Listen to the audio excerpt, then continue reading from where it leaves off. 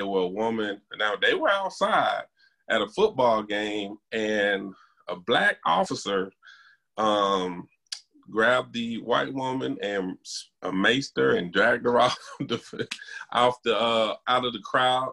And, you know, they were all, this is illegal. You can't be doing this. Da-da-da-da. And I'm just like, You know, we get shot for stuff like that. But, hey, who's talking?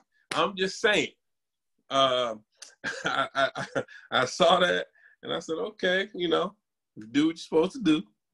We won't have no problems. So just wear your mask, people. It's not, if you don't want to wear your mask, just don't go to that store. Don't go to that restaurant. Don't go to that game. Whatever you do, just don't go. If you really, really don't want to wear a mask, because I personally don't want to get sick. And a lot of people are sick and don't know that they're sick. I just recently got tested, and I tell you, it's a quick test, but I did not like it. I'm not going to lie to you. I did not like it. I don't like anything going up my nose. I don't like anything around my face. It's a horrible, horrible process for me.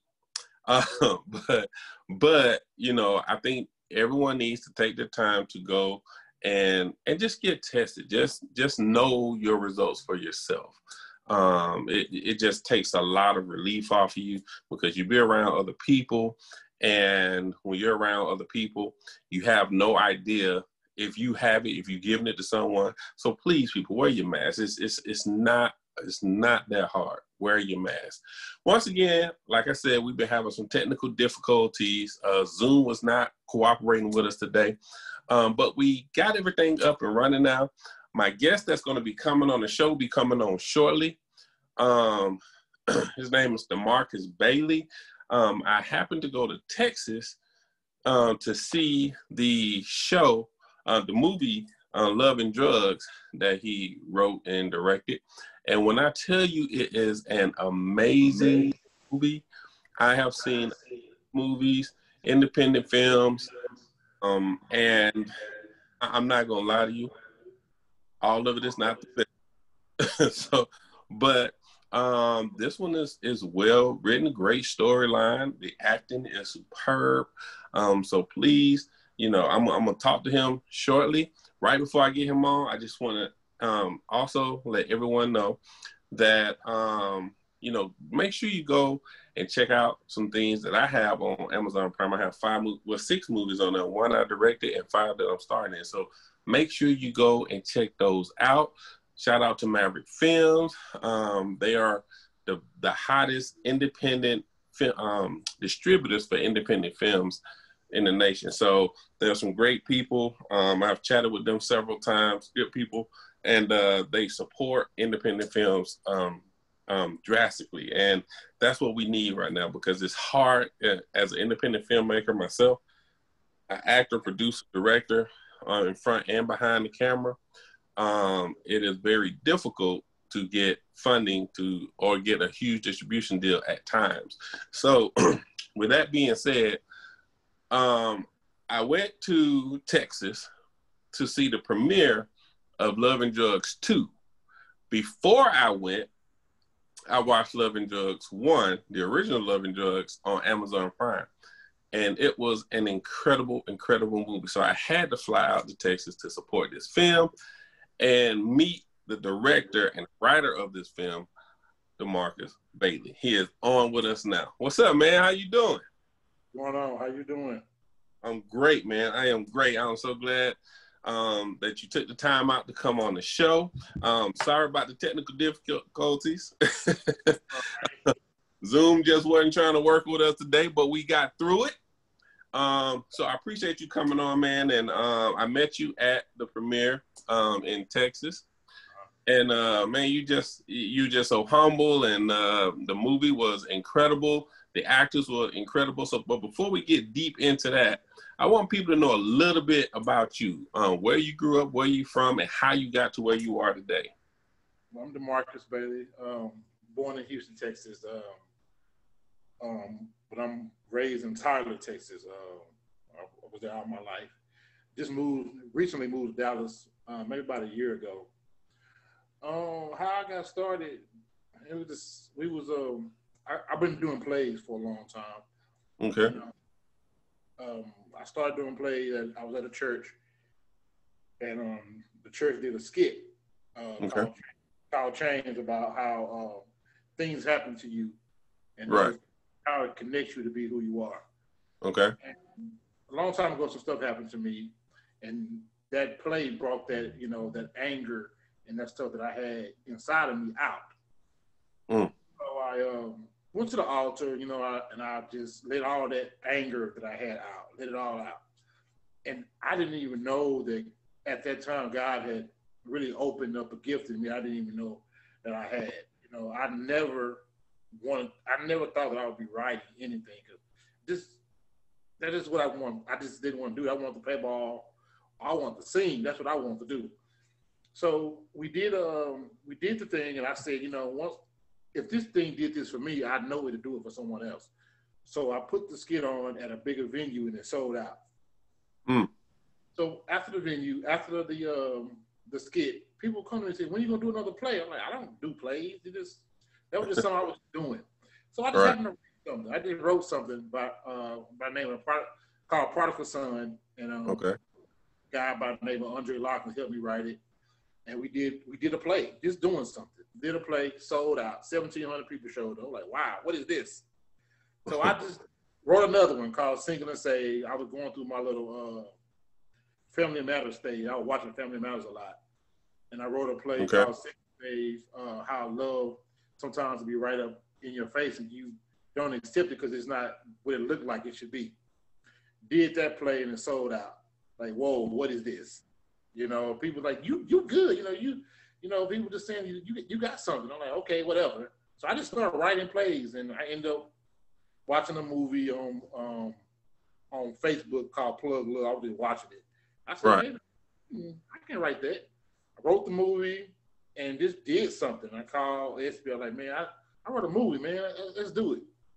He said, cool. So we were just doing something, my old lady, she was behind it, and she helped me, help me do it, and we just did it, and it just started happening. I didn't even know that I would be writing, we've been across the country touring plays, and now we're doing movies. Something that God just did. It's all God. So what was the biggest transition from coming from theater to film for you? The biggest transition was really just knowing what to do, because I didn't even, when we did Love and Drugs 1, man, I'm telling you, I was in the blind. I didn't know what I was doing. I want to shoot a movie. Hired a guy to shoot it, and things weren't going the way I thought it should go. So I brought on Snoop, one of my good friends, Snoop, and he kind of like showed me the way, how things should go, and it just been flowing, Wow. So I saw somewhere on your bio where you had I'm sorry, I just lost you here. Hold on 1 second. Okay. I saw somewhere on your bio where your grandfather was a huge part of your production company. How did that happen? My grandfather raised me when I was young. I was doing a whole lot of stuff, man. Just doing whatever, getting in trouble a lot. He was a pastor. You was in trouble a lot. I was in trouble a lot, man. Just doing whatever. I wasn't in the streets like that. Right. I was doing crazy stuff. I'd done some stuff. I ain't a saint, but I wasn't a gangster or a gangbanger, nothing like that. Right. I was just doing stupid stuff, hanging with friends, just doing stupid stuff. And my grandfather would always bail me out in some kind of way. One time he put the church up to get me out of jail. He was always like, no matter what I did, he was proud. Right. Even when people laughed at me. I remember one time I sung at this workshop, and me and some friends, we had watched Sister Act 2. My friend, rest in peace, Adrian. Adrian asked me, said, "I bet you won't do that high note like that dude did on Sister Act 2." I said, "Who you talking to?" So I did. So I led a song and did it. Oh, yeah. Everybody was laughing at me. Everybody, the whole auditorium was laughing. But my grandfather, so you can sing. I used to could. I can't sing no more because I don't How do that it. go away, man? How you gonna say you used to? I guess it's true, man. When you don't use your gifts, God take it away. I used to have a little something, but I ain't got it no more. I think you got the hidden secret on that. That's what I think. Go ahead. I'll let you go and finish your story. So I was singing the song, and while everybody was laughing, my grandfather was on up on the standing up, clapping, like he was just so proud that I was doing something, And that just used that as inspiration, man. Like no matter what I do, if I do it, in His name, He's proud, man. That's what I want to continue to do. Wow. And how important is that to have that kind of support? Because I'm telling you, this industry, as you know, is cutthroat. Very. It's difficult. But when you have some support like that, I mean, how important to you was that for you? Man, you know what? I just want to keep my integrity. I feel like I honestly feel that what's for me is for me. Right. I feel like that people have supported me throughout these years because, first of all, what I have wasn't forced on me. It was really a gift from God. I honestly believe that it was a gift from God. So I feel like it's not going to fail regardless. I mean, I just have that mentality that whatever I do is going to be successful because it's from God. Right. I honestly believe that deep down inside of me. So I go into things expecting great things because I know where it comes from. Because I know, right. I know how I am. I know how I was, and I know that I'm not that smart in the head. So the things that I'm not a very smart person. I spell wrong. I can't spell. I stutter. We all have that problem at times. Man, I'm terrible, man. I'm terrible. I stutter. I mean, I got a speech problem. I'm dyslexic. All those things. You know what I mean? And still, people still follow. I mean, people still grab on to my stuff, and they still, support my stuff. So I know it's number God. I know it is. Okay, so, I know when first of all, I'm gonna go back to theater for a second. Okay. Because theater, I've been acting for several years, and the first thing I ever did was theater, and it is the hardest thing to do. And I always tell people that get into acting, just try theater first before you go to film. Because if you can theater, film is a piece of cake. Right. So how, cause and to be able to direct and write theater, number one, theater is bigger than life. Number two, everything has to be set a certain way. The directing has to be done a certain kind of way. How was that for you just starting in that? To be honest with you, it's just simple to me. To me, I feel like it's simple because when I write stuff, I envision exactly what I want, and I go for exactly what I want. Right.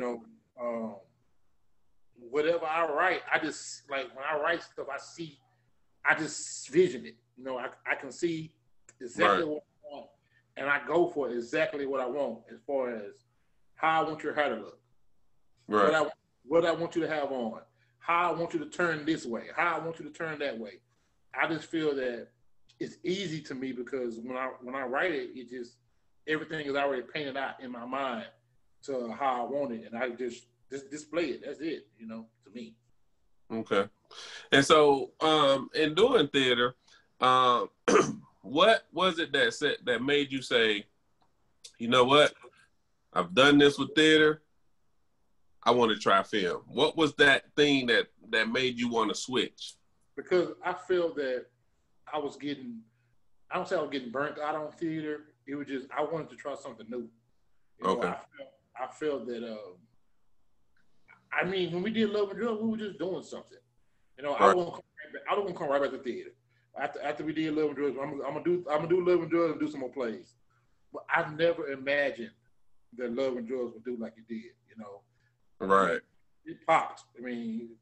For my first movie that I ever done to have the success it has is really a testament on God's grace and God's mercy, because it shouldn't have. I just didn't know what it was going to do, because we were just doing something. And I didn't know what I was doing, and it really took off like a rocket. When the distribution company saw it, he told me, Doug told me, he was like, "Man, this movie going to do great things." I said, "Yeah, whatever.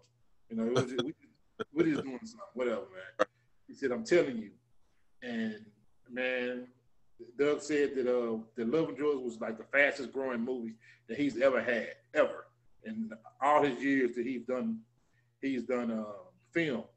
It was the fastest growing movie. You know, it's just right. You know, I can tell you, for me, what it was that made it that way. What to you made it that way to you? Like, made it seem like it was that project to go to the next level? Because everything, like, it was hard to get there. It was very hard to get there. And things just fell in place so perfect. You know, even with Santasha, you know, I can't even imagine nobody playing that role but Santasha. But she didn't even have the role. Another girl had the role, and she got sick like the day before we started filming. You know, they told this story. Santasha and Corey was on the show last month. Really?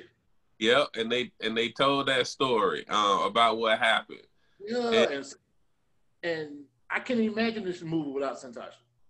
You know, and it didn't happen. And I felt like that everything would just set, divine intervention just set everything perfect. You know, Santasha fit the role so perfect.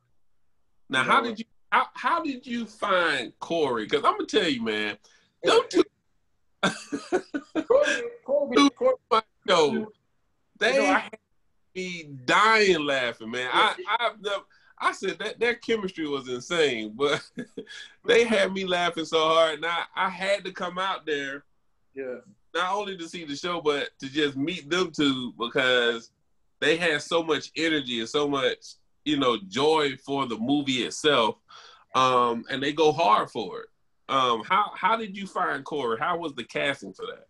Well, Corey, you know, me and Corey been rocking since Corey was in like the 7th grade, and we was like in the 9th. And Corey was better than everybody in sports, so he had to play with us. So yeah, he was beating everybody. So he been playing with us. He was playing with us. All right. I knew him from a long time ago. And when I started doing plays, my mom he was around a little bit, and my mom was like, "How about you call Corey to do a little part for you?" So when we did Prodigal Son, Corey had a little small part, a little 15, maybe 5 seconds in the movie, but he knew everybody's lines. He knew everybody's lines. So when we did the second time, the main character had to drop out. So we called Espy maybe like 2 weeks before the show. This dude learned the lines and killed it, and he's been with me ever since day one. Right. And I'm sure you can attest to this. When you find that those particular actors that they just love it. It's not even about nothing but the love of it. It changes the scope of how you do things. Right. Because you know, you got some people that they just you know, here for the paycheck or whatever, and you can tell that that's what they here. Definitely. You have the ones that just love the art of it. So when you let me go back for a second. Why Love and Drugs? What was it about that title, that story, that stuck out to you, and why did you write that film? I was watching a movie called Plug Love or whatever, and I've never been a drug dealer. Never, ever been a drug dealer. Right. I'm infatuated with it for some reason. Okay. I'm infatuated with the respect that they get. But even glad you gave that disclaimer first. even some of the terminology that we use in the film, I don't know what I'm talking about. I got to call my friends to ask them, "Hey, how'd it go? Is it Is it keys? Is it bricks? How you say it? Because I don't want to sound corny. I definitely don't know. So I know that, and I'm infatuated. I mean, I'm a sucker for love stories. So I say, how about I just do Love and Drugs? The title just popped to me, Love and Drugs. So I just wrote toward the title of the movie, And so you wrote the first one, and you had to write the second one. And the first thing I said was, because when Corey and Santasha was on the show, this question came to mind, because you'll go to the movies and you see part one, right? And the first thing when they come out with a part two, you're like, oh man, like, is it gonna be good? Is it gonna be just as good as the first one or better? It's hard to top the first one if the first one does well. Right. But you came and without giving away the storyline or anything like that, you came with the second part two, and man, it was just as good or better than the first one. So what was the planning behind that? It was the distribution company said it couldn't happen. They said the distribution company they said it couldn't happen. They said, DeMarcus, I'm gonna tell you this. Love and Drugs 2 is not gonna do it better than Love and Drugs 1. I said, I'm gonna hold you to that. So I wanted to purposely make Love and Drugs 2 better than Love and Drugs 1, because people said it wasn't gonna happen. So when I planned it, I wanted everything to be detailed. I wanted to have a real story, like a story that was going to pierce you, something that's going to really touch you and give you that moment like, oh my God. Because at the end of Love and Drugs 2, I'm putting the pressure on them to make a Love and Drugs 3, because we can't end it like that. The way we ended Love and Drugs 2, we can't end it like that. So I want to put the pressure on them to want a Love and Drugs 3. So you gonna come with a Love and Drugs 3? Yeah, it ain't over yet. Man, you now the only franchise I've ever seen to be successful at putting multiple films out was like Fast and the Furious. Yeah, I know. But that's what Corey tell me. That's what Corey tell me. And my thing is this: why can't I be that? Right, I got you. Well, I mean, like, just because I was telling somebody, people think that just because people are from big cities that great things can't happen. I mean, great things can happen to small people too. Yes. Yeah, you're right. Just because Beyonce is not your neighbor now, don't mean that she wasn't someone's neighbor a while before. She was someone's neighbor when she was a kid. Just like anybody, your neighbor is great, no matter where they're from. So I feel like that. Why can't, just because Fast and Furious is big now, can't we be saying? You're right. You're right, man.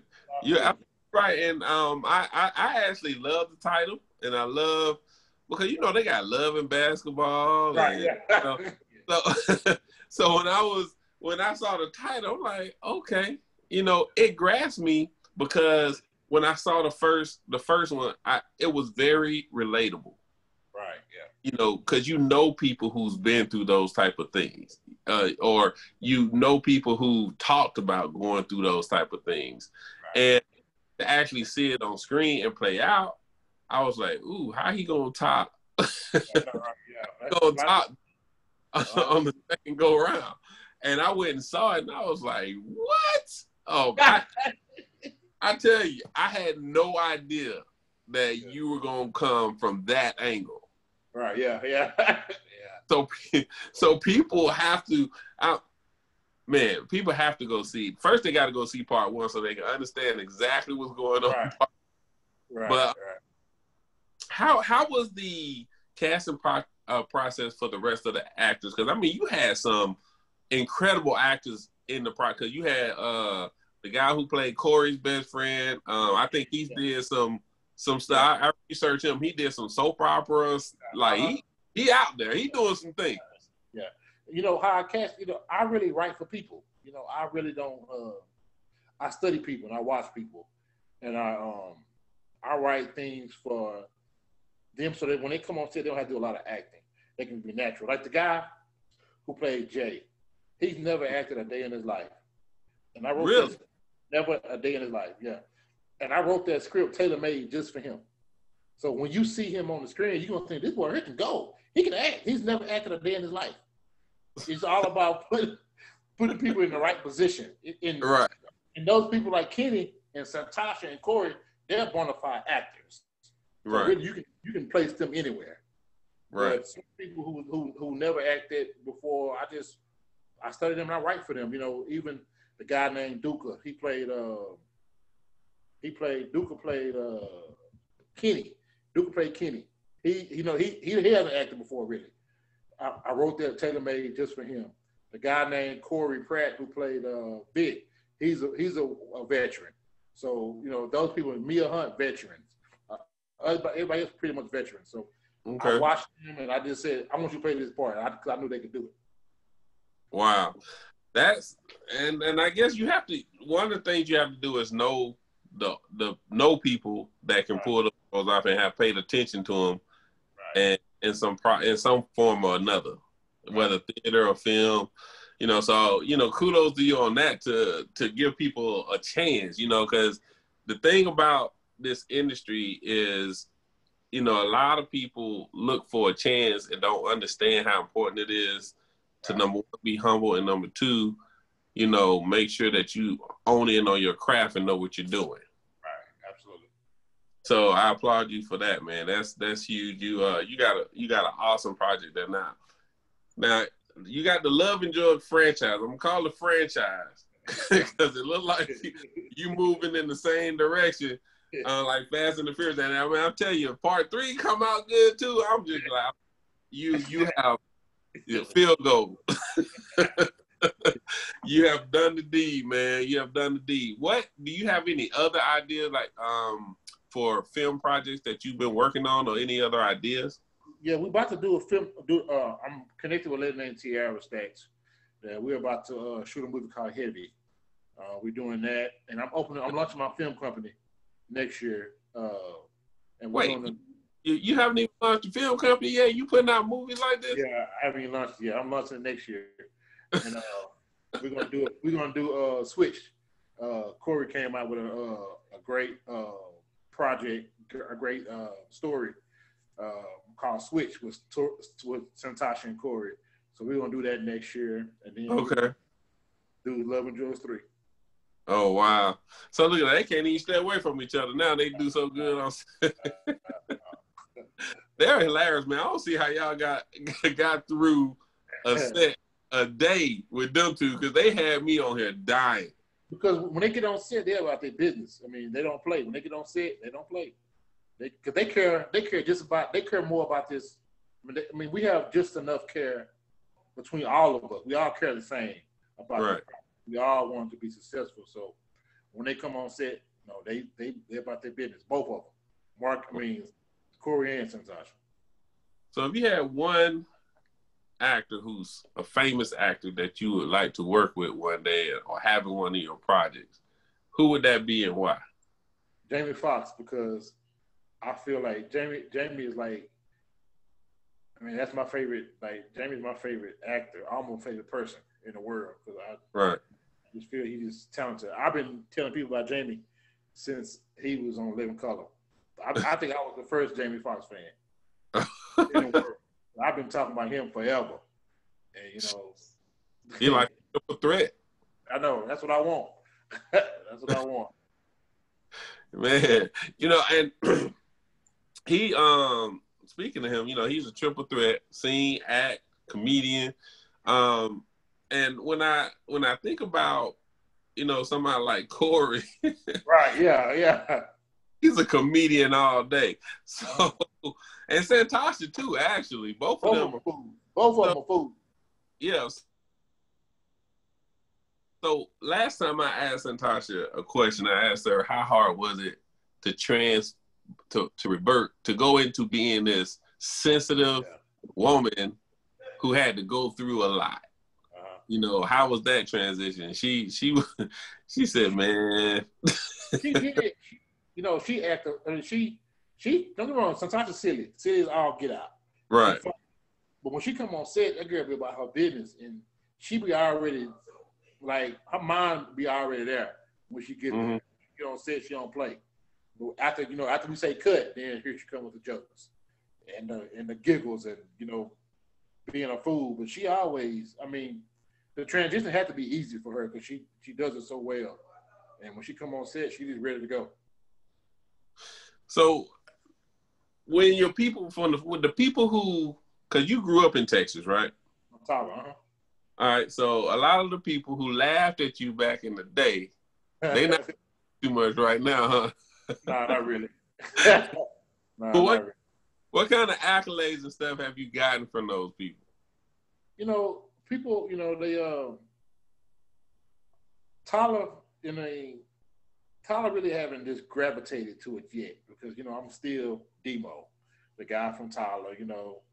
I guess when they see it really jump off, maybe they'll gravitate more to it.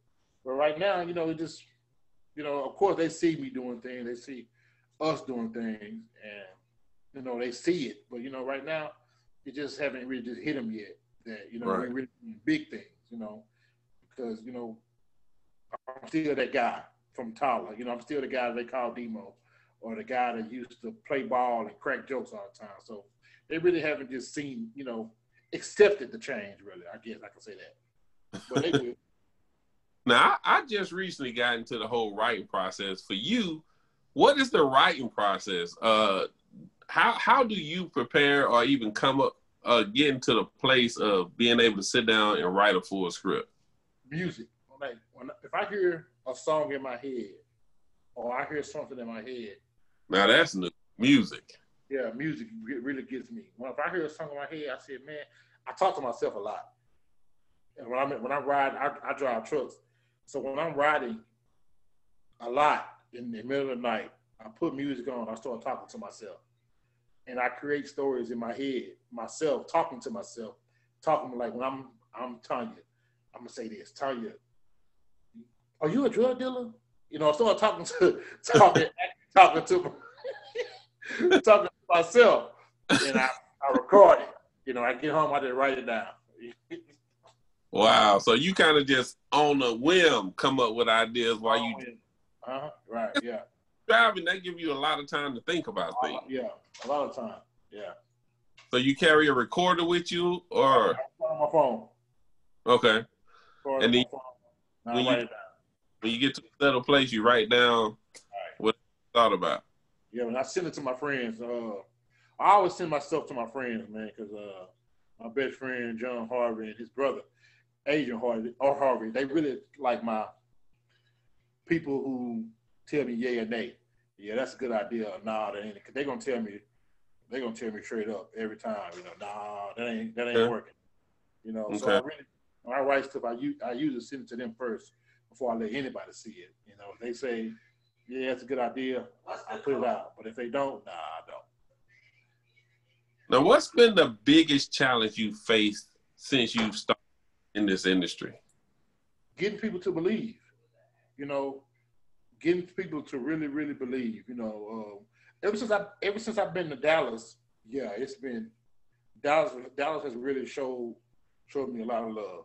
But at first, it was really getting people to really believe in themselves too. Right. You don't have to be the person who goes to train or the person who goes to Southern every day. You got great things inside of you. All you need to do is believe in yourself and pull them out. And when I see great, talented people settling for less, it aggravates me. You know what I mean? Because you can be great. All you gotta do is put your mind to it and jump out on a limb, and you can do great things. Because I know for a fact, if I did it, anybody can do it. Because I know me. Because I ain't, I just ain't that person. See, the thing, you thought you wasn't that person. I thought I wouldn't. Yeah, you're right. See, everybody can't do it. I got one of my friends kept telling me, because I had this idea, and one of my friends kept telling me, man, you just need to sit down and write. And I was like, I don't have time. I can't focus. That's not me, and I was like trying to get her to write it. So I'm like, I'll pay you. Just write it for me. Right, yeah. And so she told me, she said, what is it about? So I sat there and told her the whole story from beginning to end. She said, if you can sit here and tell me the whole story. You can write it. So when this pandemic happened, I decided, you know what, I'm gonna take a little time, sit down, and start trying to write. And man, it was the greatest feeling because not only is it your idea and you can actually see your idea on paper, you can visualize and everything. It's just that feeling that this is all me. All me, right. Yeah, man, that's a great feeling. That's a great feeling, man, to say, man, I can't believe that's me. I said those words. I wrote those words down. You know, that's a right. Wonderful. Right. So you got this drama. Have you ever thought about doing any other genres of film? I want to do a comedy. And Fantastic them keep wanting me to do this like a superhero. They keep on asking me to do a superhero. I don't know. That ain't my thing, but you know. You said your thing before.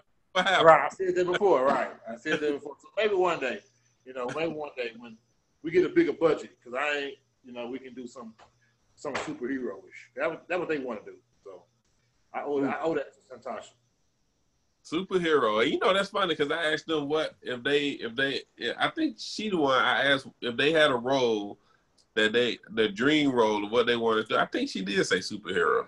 She asked me about it. Why don't you write a superhero movie? I'm like, Santasha, that ain't me. But, one day, we'll do it. Okay. All right. So what is your primary goal with your film company? You have a lot going on, a lot of dreams that you're trying to accomplish. What is your primary goal? I want the world. I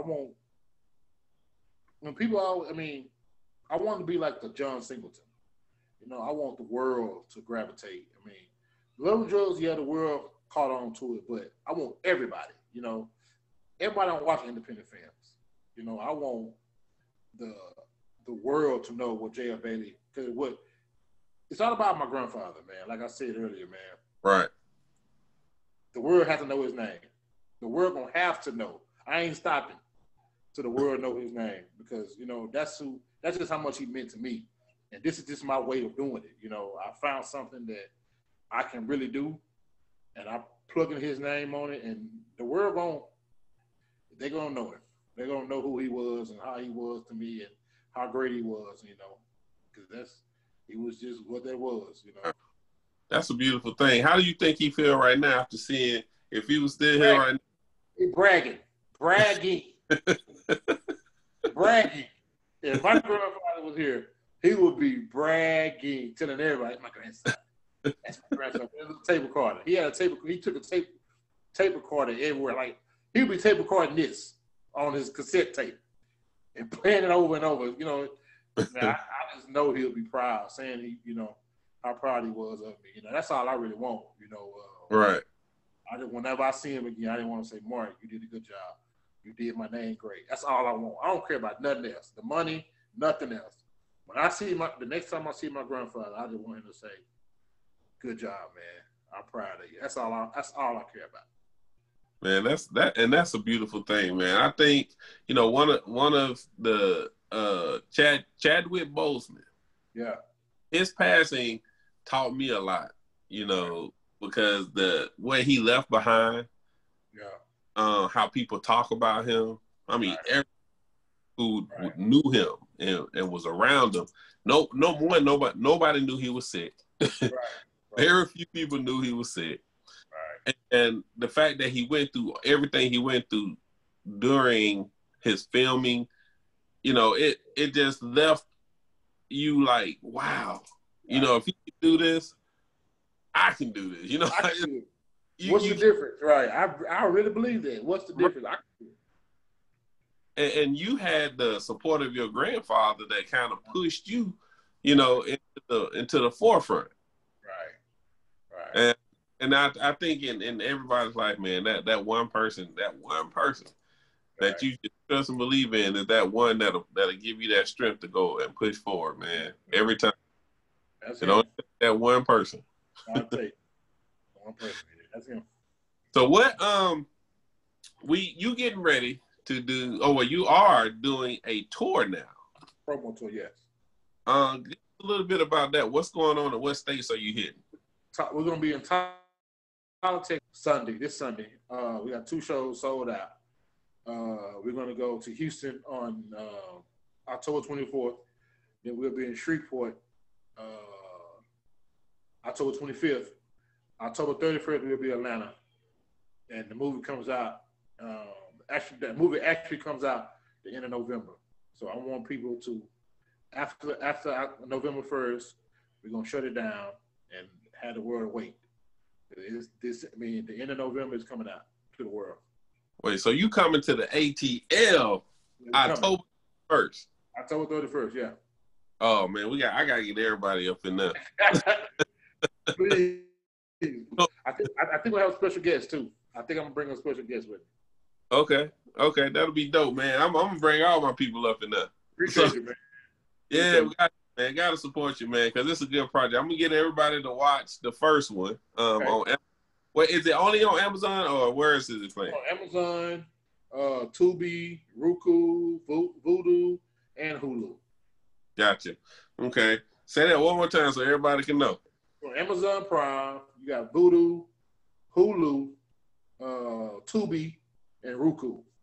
All right. And that's Love and Drugs 1. Love and Drugs 2 is the one you're premiering on your tour right now. Yes, and you're gonna be going into production for number 3 sooner. Right. Sooner or later, yeah. Man, have you already written number 3? No, I ain't wrote it yet because I know when I write it, I'm gonna film it right then. So I want to get SP Project out the way because I've been promising SP this movie for 2 years. So, I gotta get that out. I gotta get that out the way because he always the lawyer to me. So I gotta do that. So after we get through with his film, then we'll come on to Love and Drugs 3. Gotcha. Okay, and man, I tell you, I'm looking forward to it because if 1 and 2 is like this, man, I can't even imagine what you can do in number 3 that can top 1 and 2. We got a good storyline. I've been telling people the storyline.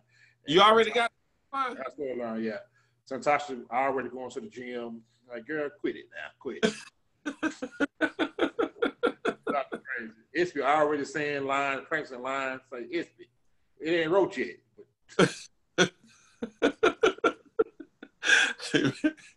Man, they are crazy. Man, them two, and Tasha, man, I don't know how.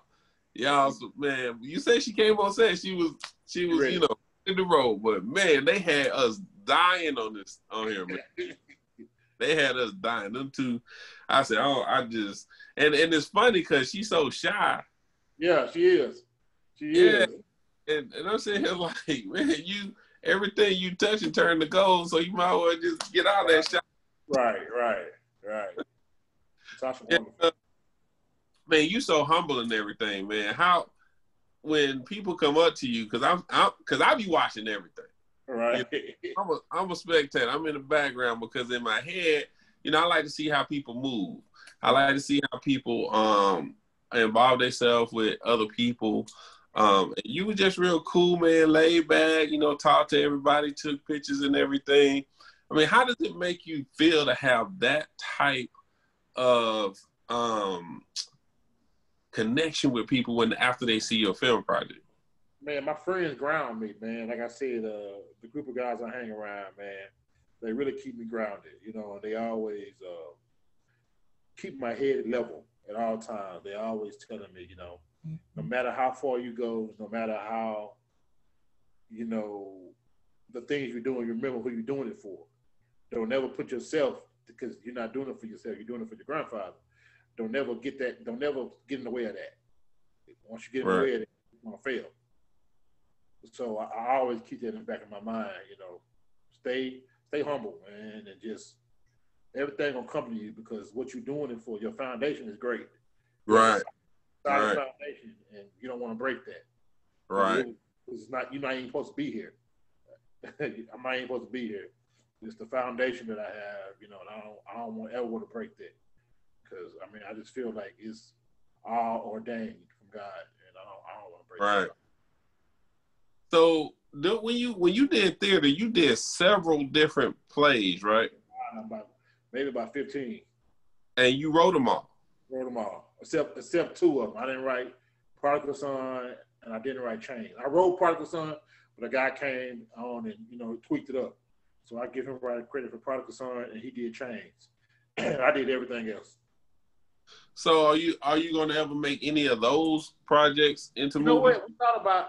I wrote a movie called How to Love, and we thinking about doing that. I was talking to Snoop about it maybe a couple of weeks ago to ask what he thought about. Okay. And I'm really thinking about it. Thinking about doing How to Love. Okay. All right. And man, once again, I appreciate you for coming on the show, taking the time out, man. You busy man. You got a lot going on. I will be out there this weekend. Oh yeah, you coming? I'm coming out there this weekend. Okay. Appreciate you, man. I will be out there. I gotta support you, man. Like I love what you're doing. I love the movie itself. I like the people you have about. Everybody I met that's involved with the movie, they're all good people, man. Like, they're all good people. Very, very nice and polite and everything. And I'm just like, man, this is cool, I'm sitting there taking pictures of everybody like I'm a fan.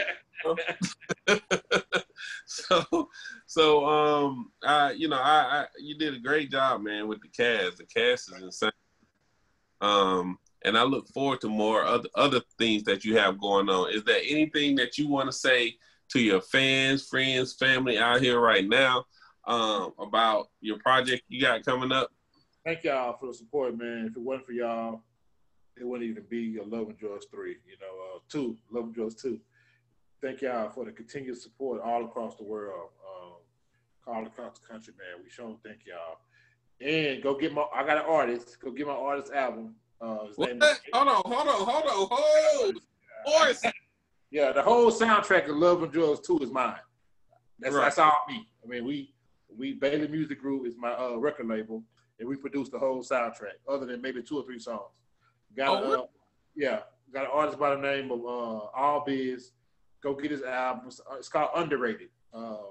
It's everywhere. Spotify, YouTube, Google. It's everywhere. You go get it. All Biz. And, just continue to support us. We're going to keep doing great things. And, we got other stuff coming. Wow, man. So you have an artist that you manage as well? Our manager and produce, yeah. Oh, wow. So you're doing it all, man.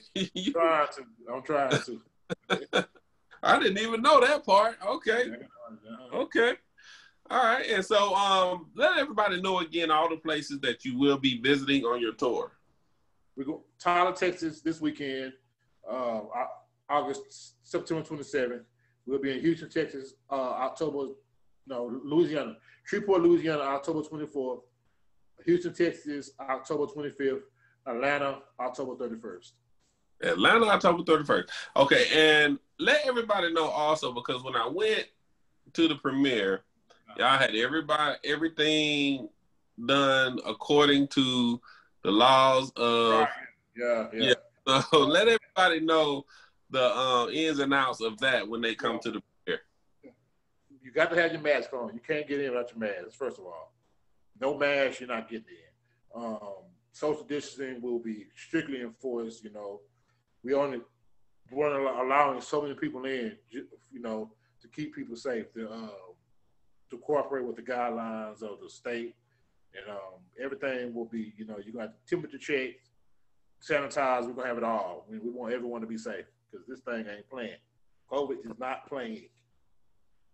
All right, and thanks for that, because when I went, y'all were on top of that, man. They had everything. Everybody was spread out all through the theater, right.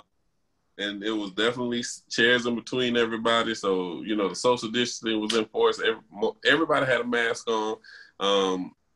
They didn't allow people to be out in hanging around and all that. And if you did want to, you had to be out of the building. Right. Right. Yes, that thing enforced big time. So people, make sure when you come, make sure you have your mask on.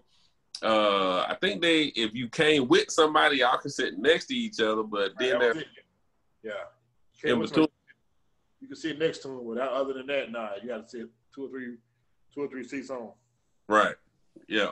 So they definitely are social distancing, and you have to wear your mask. So please be aware of that. Please don't come to this event wanting to get into it with somebody because you don't want to wear your mask. Like, wear your mask. It's plain and simple. If you don't want to wear it, then just don't come. Like, you know, you can trust me. It will be on Amazon sooner. He'll be doing a tour with number 3. Right. So if you had any advice or any piece of a nugget to tell people who are watching, what would that be? I'll say just follow your dreams, man. Just whatever your heart say, do it. I mean, don't be scared to do it. Just do it. You know, I mean, I think that people have stuff inside them that they're scared to push out, you know. But if you feel it, when you start hurting, that means it's time to push something out of you. Push, just keep pushing. Push. It's a great thing. And I feel like you'll be destined to do, you are destined to do great things. Right. Oh yeah, man, that's a great one. And so how can people go get tickets? You can go to jlbaileyfilm.com, get the tickets to Houston, Shreveport, Atlanta. JL Bailey Film, or you can just hit me on Facebook at DeMarcus Bailey, on Instagram. I am DeMarcus Bailey, and we'll point you in the right direction. And I think I saw. Did I see somewhere where the show Sunday is sold out already? Yeah, or sold out Sunday? Yeah, Saturday, Sunday. I mean Sunday. Our both shows on Sunday are sold out. Wow! Like, look at them. I want to give a shout out to Erin Nicole and Avi Warren, who really put this tour together for us. Man, shout out to those two ladies. They did a great job of doing all the leg work, doing everything for me. Really appreciate those two ladies. Wow. Okay. Shout out to them. And I want to give a shout out to C. Renee, who set both of these things up, these interviews up. She is a huge supporter of you, and she talks about y'all all the time. Yeah, I got some great things in mind for Candace. Got some great things. Yeah, she good people, man. Real good people. So shout out to C. Renee for setting everything up, and shout out to Corey, Santasha, and the rest of the cast of Love and Drugs. And I once again, thank you for coming on the show. I'm very honored to have you on. I love your film. I love both of them, 1 and 2. And it's funny because you said number 1, you didn't know what you was doing, but man, that movie was really good, really good. Thank you. So make sure y'all go check that out. Love and Drugs is the original. Is on Amazon, Tubi. What was the other ones? Vudu and Hulu. So make sure you go check them out. And before you see the premiere, because when they come to the ATL, my people in the ATL, got to be at this premiere. When make sure you go see the first one before you see the second one, so you can get a good understanding of what's going on, because it's literally right off of the first. Right. So make sure you see both. And man, thanks again for coming. Shout out to everyone who's been paying attention. And ladies and gentlemen, once again, I want to say thank you for all who have supported WCEG. We are number 5 globally. That means we're number 5 talk radio internet radio show in the world. Number 5. And 1 in the genre of variety. So I'm very excited about that. This has been a fun ride for me. I've been doing, I think this is the 3rd year now. I had a great time. We've had several things happen throughout the years, and we still up at the top. So it's been great. Even through this pandemic, we still up in the top 5, So shout out to Penny Rogers, who is the queen behind this whole thing. She be holding it together, man. She's something else. I love her dearly, and she's on here right now listening to everything. So shout out to Penny. This is Wardell Richardson on WCEG Wood, Hollywood of the South. We are signing out. Peace.